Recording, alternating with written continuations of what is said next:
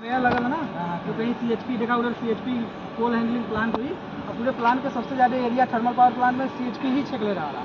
वहाँ से कोयला कन्वेयर के थ्रू आवाला और फिर उसके बाद बंकर में गिरला, बंकर से फीडर में होते हुए उसके बाद PFN लगा रहा जो कि कोयला के एकदम हुआ करेला हवा देवाला, मतलब PFN। उसके बाद कोयला का करेला कि HD फैन जो मिला कोयला तोहार रूम में जाला बॉयलर में, फिर वो नीचे बॉयलर ऊपर अंदर ठीक है। तो जैसे PFN होला ना, तो PFN का करेला कि ये जो बंकर है ना फीडर मिल बोला जाला कि मिल उसको जो कोयला वाला ना ओके बुरादा की तरह मतलब पीस देगा। फिर अब PFN का करेला ओके हवा मारेला, क्या करेला कि बंकर से कोयला उठा के सीधे क्या करेला कि उनमें बॉयलर में जाके देखे। फिर बॉयलर में फिर वहाँ एक FD फैन लगेगा, फोर्स ड्राफ्ट फैन, वो एटमॉस्फेरिक प्रेशर से हवा लेवाला और वो में क्या करेला कि बॉयलर में जलने के लिए वो हवा प्रदान करेला। वो मतलब FD फैन हमेशा निगेटिव प्रेशर मेंटेन करेला, क्योंकि अगर ये बॉयलर में पॉजिटिव प्रेशर हुई तो वो जो लॉ हुई ना, जो लॉ हुई बहुत ज़्यादा ऊपर बॉयलर से बाहर आ जाएगा। तो वो बॉयलर में नेगेटिव मतलब PFN जितना हवा देता है वो FD फैन उतना हवा सक करता है, मतलब खींचता है। उसके बाद फिर वहीं बॉयलर में ट्यूब लगी रहती हैं और उस ट्यूब में DM वाटर रहता है। उस ट्यूब जो जब कोयला जलता है तो उस ट्यूब में जो वाटर रहता है वो स्टीम में कन्वर्ट होता है। फिर वो स्टीम जान तो जो बिल्डिंग है ना वो कंट्रोल रूम है, वो बगलिया वाला। हाँ, अगर अंदर में जावा ना कंट्रोल रूम, वहाँ पे टोके मिली जनरेटर, एक्साइटर और क्या कहते हैं कि तो जनरेटर में 3 थे जनरेटर जो होला ना, वो जनरेटर में तो जनरेटर से कपल रहा ना तुम्हार टरबाइन और एक्साइटर। टरबाइन में 3 तरह के टरबाइन होला, HP टरबाइन, IP टरबाइन और LP टरबाइन। तो पहले HP टरबाइन में पड़ला, फिर उठवा वाला, फिर रीहीटर वाला, सुपर हीटर वाला, मतलब वहाँ टोके वो कंट्रोल रूम बिल्डिंग में टोके बहुत बड़े साइज का जनरेटर और उसके बाद क्या कहल लगी एक्साइटर और टरबाइन, जो उनकी टरबाइन से तीनों का साफ्ट कपल रहा। टरबाइन पे स्टीम पड़ला घुमावला तेज से और फिर उसके बाद वो जनरेटर घुमाला, समझो।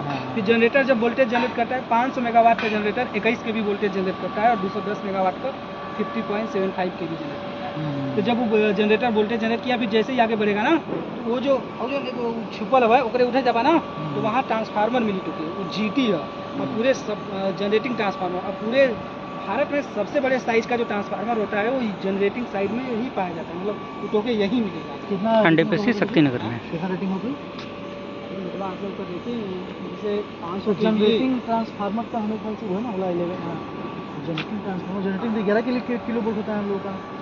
नहीं 11 के भी कहीं कहा इसमें नहीं बातें हैं, ऐसा नहीं। 500 मेगावाट का 21 kV है और 200 मेगावाट का 16 kV है। नहीं जनरेट कितने पर होता है, कितने केवी कितने पे होता है। फिर जब जोन GT है ना उस 500 के उस 21 kV को या तो 16 kV को 400 kV में बदलता है जनरेटिंग ट्रांसफार्मर। अच्छा। GT जनरेटर जो बोलते हैं जनरेटर वो जो कहते हैं 11 से 400 में वो गलत है। हाँ 16 kV आइडियल वो आइडियल मान के चला गया था जब पहले कुछ आया होगा कोई यूनिट तो 11 kV जनरेट किया रहा होगा।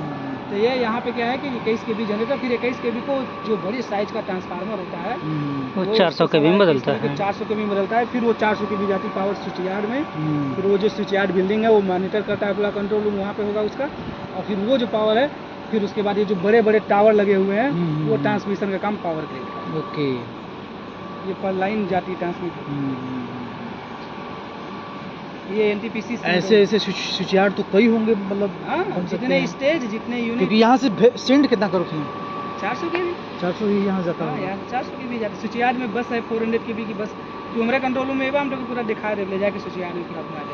यह स्विच यार्ड तो कंट्रोल नहीं करेगा, मतलब अपने यहाँ पे मतलब 400 kV तो 400 kV तो एक हमारे यहाँ एरिया में तुमको पूरा दिखा दे, यहाँ से बस नज़ारा देख रहा है। बहुत बड़ा काम का मतलब तो लगा कि जिन्हें से बात करी जाए